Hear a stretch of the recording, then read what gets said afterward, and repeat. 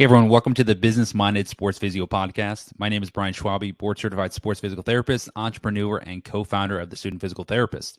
I worked with elite athletes for over a decade and currently serve as the director of IO Sports Therapy, working side by side with high performance coaches, NFL and NBA skills trainers, and sports agents on a daily basis. I'm also an author, sports medicine consultant, course creator, speaker, and counselor sports therapist, traveling with professional athletes and celebrities. I created this podcast to share my experience as a sports physical therapist and entrepreneur so that I could give you everything you need to know to cash in on your passions, monetize your expertise, and create your own career Super Bowl. With that in mind, welcome to the podcast. Hey everyone, welcome back to the podcast. In today's episode, we're going to talk about the sports agent physio relationship and some of the steps that you can take to improve a working relationship with the sports agent. I'll give you a few lessons along the way that I've learned through my experiences, as well as a few stories so you have some context behind why it's so important to build a good working relationship with a sports agent when you're trying to build a pro athlete clientele. But before we get started with that, I want to talk about the last few months because it's been a busy time for me. And along this time, I haven't really put out a lot of podcasts. And the reason why is because my partner, Jim Hefner, and myself have actually relaunched the Student Physical Therapist. And over the last few months, we put in the final details for that website. And we're soon going to be launching the Student Physical Therapist Academy, which should be going out over the next month. So again, if you guys haven't checked out the Student Physical Therapist new website, please do. StudentPhysicalTherapist.com. We have lots of new content on there, and we have 3 specific knowledge tracks that really help every physical therapist tackle what they're most interested in, whether it's financial literacy or freedom, to help you tackle student debt or improve income, and so much more. It's career development through professional growth and development. So you can learn about different career opportunities, how to grow your practice, and so on and so forth. And then finally, the clinical mastery track, which is really designed toward helping you improve your skill set, reasoning, and so much more. So again, that's part of the reason why it's been so busy and I haven't put out as many podcasts. But again, I do have some upcoming things with more interviews for more guests upcoming in the next 2 months. So you should have more regular podcasts. Now, to dive into this episode, I do want to specifically talk about some of the steps that you can take to improve a working relationship with a sports agents, or to just get started on that. And I think the first thing I want to talk about is, you really have to understand what is so important to them as a sports agent. What makes them tick? What's important to them? What do they want out of a relationship with a physical therapist? Right? Because if you understand that, now you can really start to understand what's going to make them tick. So I think the first thing you need to understand is they want their players taken care of. Now, what does that mean? Well, when they say they want their players taken care of or they have that motivation, it means they want outcomes, they want their players to be happy, and they want their players to have a really good experience with a physical therapist. So if they're rehabbing from an injury, then some of the things you need to think about is, how do I communicate well with the player, the agent, and anybody else in their immediate team? Okay, so that's part of step 1 of player taken care of, right? And in that, I think what's really important to understand, you have to respond to the player as much as you can. They're going to talk to you and text you late at night, on the weekends, when you're with your family, when you're with your significant other, when you're just relaxing. Same thing with an agent. And it's so important to understand that the quicker you respond to that, the better, right? Timely responses to agents and athletes are so important when you're trying to build a relationship. And I'll tell you the reason why. It builds trust and reliability, which is what they want. Because again, these are their players and that's their livelihood, right? So they need to not only always be selling their own player, but they also want to always be taking care of them, because it's going to help the player advance their career, which also advances the agent's career, right? The more contracts that the player gets and the happier the player is, the happier they are with their agent, and the more the agent is able to generate income. So you have to understand that everything that you do for that player is so important to making the agent happy. Okay. And again, it starts with just responding to those text messages or phone calls late at night, on the weekends, whenever it may be, and just having constant updates, because the updates are also super important. Right. And I'll give you an example. I'll give you a story that recently happened. that kind of encompasses two of the things we just talked about, the timely responses and understanding urgency. Because this past Memorial Day, I took a staycation with my wife, and we went to Huntington Beach where we got married. And we just wanted to have like a night to ourselves where we just, do a staycation by the beach, enjoy the weekend, enjoy the pool a little bit. And that Monday morning on Memorial Day, I got a call. And I got a call from one of the basketball agents I work with. And I didn't ignore the call. In fact, I immediately picked it up within the second ring. And this is nothing new for me, but I think there's context behind this.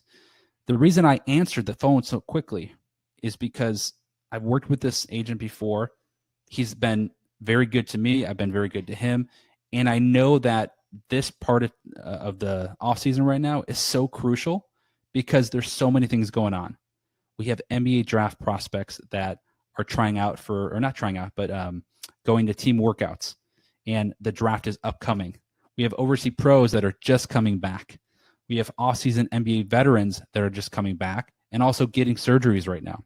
So time is of the essence, and urgency is so important, especially if you want to grab that business and you want to continuously be that go-to person. So for me, it's always been really important to answer the phone, answer the text message in a timely manner, and give as much information and as much help as possible. So again, the lesson for this is being reliable and available. It's a sacrifice, but it's kind of required if you want to build that relationship and get those clients. So you really have to understand that if you really want to build a good relationship with a sports agent, be reliable, be available, and pick up the phone. Now, the next thing I want to talk about is understanding them as a person, right? Understanding agents as people, because they are people, right? And like anybody else, if they enjoy working with you or being around you, they're going to want to, give you business, and they're going to have a much easier time, building that relationship with you. Okay. So, I think it's so important to really understand that, it goes beyond just doing a service for somebody. It goes to talking with them as people, understanding their lives, just being able to talk non-business from time to time as well. If you see them, if they're in person, things like that, because that's also how you build a relationship with anybody. Could be an agent, could be a doctor, could be a friend, could be a significant other. You got to get to know them too. But understand who they are as people, right? Because people generally will work with you for one of three reasons. You're really, really good at your job, you're a great person, or some type of combo, right? So you probably know people that are really, really good at their job, but they're kind of hard to deal with as people, but they're so good at their job that they get clients anyways. That's one strategy. Or the other strategy, you probably know a lot more people that are pretty good at their job, but they're great people to be around. And that's why they always have clients, right? People like them. Finally, you probably know a combo of both, right? There's somebody that's really, really good at their job, but also an awesome person. Well, those are unicorns, right? Those are A-plus players for sure. And the more you can be around people like that, the better. But again, those are reasons why people work with others. And I think that's also something important to understand when you're trying to develop a relationship with a sports agent. So I'll give you another story that I had recently over the last couple months. I had a player call me on a Friday night. Call came in really late. I just saw him that previous day for a surgery that he just had. And he was worried because, something happened. There's an incident and he felt like it disrupted his surgery. And he was, having a moment. So, I FaceTimed with the athlete, and I was able to kind of take a look at everything was going on, but I also made sure to schedule him for the next day. So I changed my plans. I changed my Saturday to go in to see that person. It wasn't planned. I changed my entire schedule, but I went into the clinic, right? And I updated the agent because I knew he was going to get the same call that I just got. The athlete was a little concerned, as he should have been. And I made sure that I called that person. I said, hey, this is what's going on. I'm going in for him tomorrow. I FaceTimed this person. We talked about everything. I think everything's okay, but I'm going to go in anyways. I'll give you an update as soon as I finish up with him, and we'll go through some treatment as well. So either way, he gets an extra session in, but I'll let you know. And the agents appreciate that, right? As would any person would appreciate that, right? A parent would appreciate that if you talked about that with their kid, right? If they weren't there, for example, or something else, right? So it's the same way you would work with anybody, but it does require you to go above and beyond. And the reason I did that is because I wanted to maintain trust, continue to demonstrate my loyalty to the agent and the athlete, and because, again, agents need timely information, right? And I'll tell you the reasons why they need timely information. Things are always fluid. Their players could be traded. Their players could be in free agency. The players could be going through contract negotiations for extensions. The players could be going through a starting spot issue where they're challenging for a starting spot. Personal life things could be going on, marketing deals. There's so much that could be going on. And the quicker and more timely you give information to sports agents, the better, right? I think it's so crucial to understand that if you want to develop a good working relationship with a sports agent, you have to give timely information and you have to have a sense of urgency. So again, picking up the phone, making sacrifices constantly so that you can have updates and do a really, really good job. Those are the strategies that I would take to start to build a good working relationship with a sports agent. Now, the last story I'll give you is a little bit out of context, but I think it's another lesson to be learned when you're trying to develop that relationship with a sports agent. There was another basketball agent that I worked with that was out of town, and one of his players was having some knee issues.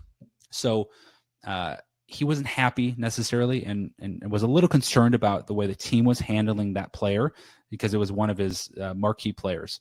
So he flew him into Los Angeles to go see one of the doctors at Curlin Job just for a second opinion, but asked me if I could go by and just talk with the player, be almost a representative for him since he couldn't be there, and meet with the team as well because they were sending out their team physical therapists as well so that they could really talk with me and I could understand what they were doing treatment-wise. Now, that's a little bit of a tricky situation because if you think about it, I don't work with this player yet. And this is going to be the first time I met that player, but his agent had enough trust in me to basically tell this player, hey, I'm going to send Brian to the appointment. I want you to meet with him. I want you to start to just get to know him because I think he'd be someone that would be really helpful for you. And I want to kind of see what his thoughts are as well. I knew I had a really good relationship with that doctor as well at Curlin Job. So, we spoke ahead of time as well. And I think what is important to understand here is that, having a really good conversation with all parties involved and, going to something like that, taking the time out of my day and scheduling that in advance to say, I'm going to spend a couple hours going to this appointment, driving there, spending time with the team physical therapist, the player, the doctor, and then calling up the agent afterwards to kind of give him my thoughts. It kind of tackles a bunch of things, but more importantly, it starts to really show trust and build trust with that sports agent because I went above and beyond to, be a value outside of what I just normally do for them, which is, be a physical therapist, rehab, give sound advice, act as a consultant. But again, I'm giving value way outside of what I typically do. So I'm always valuable now to the sports agent, right? Because now I've done things for him and I've built an enormous amount of trust and loyalty. More importantly, though, I get an extra benefit out of that. Not that I try to do that, but the extra benefit is now that team physical therapist knows me and I'm not combative. I'm just learning, right? And just trying to be a fly on the wall and be respectful and professional and listen to their game plan so that I can hopefully build a relationship with that physical therapist as well. The agent or the athlete now gets to see me interact with him, his team physical therapist, and the doctor. The doctor already knows me. He thinks highly of me, so that helps. And then also the doctor gets to see me in that environment as well. So, they get to see basically me be very supportive and have a good conversation and be able to handle those dynamics amongst all those different stakeholders in that process.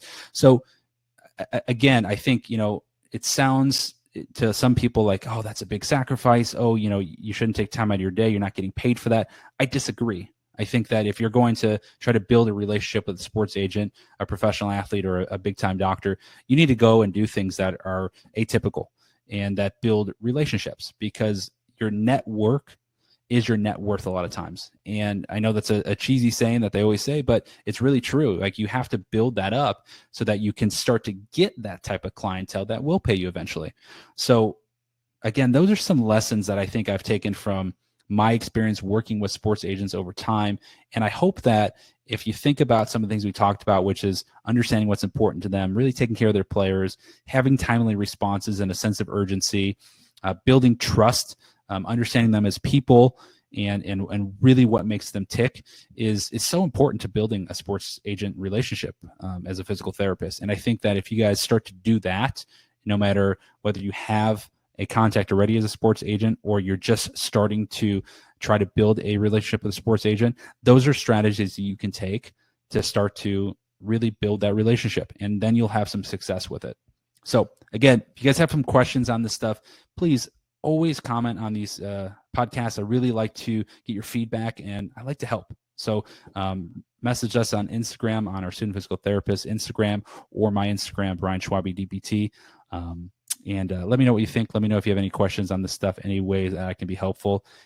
Again, lots of interviews upcoming with some guests, and I think you'll get a lot of value out of it. So thanks for watching, and we'll see you next time.